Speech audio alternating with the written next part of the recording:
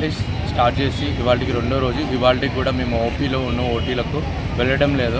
యాక్చువల్గా మేము protest call of చేసే టైంలో ఆర్జే మెడికల్ కాలేజ్లో ఏదైతే ఇన్సిడెంట్ జరిగిందో అక్కడ ప్రొటెస్ట్కి దిగిన డాక్టర్లపై నిన్న ఒక 100 మంది నైట్ 1 గంటలకు ఆర్జే మెడికల్ కాలేజ్లో 100 మంది మా యాంటీ సోషల్ ఎలిమెంట్స్ వచ్చి వాళ్ళను కొట్టి ఆ హాస్పిటల్ లోపలికి వెళ్ళి ఎక్కడైతే ఎవిడెన్సెస్ ఉన్నాయో ఆ రూమ్స్ అన్నీ పగలగొట్టారు.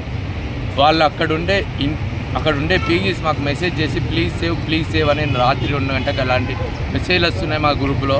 అక్కడ మొత్తం శాంతి భద్రతలు అన్నీ క్షీణించాయి. అక్కడ వెంటనే వెస్ట్ బెంగాల్లో ప్రెసిడెంట్ రూల్ తీసుకురావాలి, మమతా బెనర్జీ రాజీనామా చేయాలి.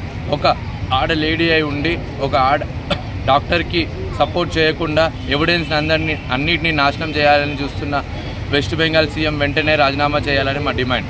నిన్న జరిగిన సంఘటన వల్ల మేము ఈ ఉద్యమాన్ని ఇంకా ఉధృతం చేయాలనుకుంటున్నాం. రేపటి నుంచి మేము మా ధర్నా చౌక్ నుంచి రోడ్ ఎక్కబోతున్నాం.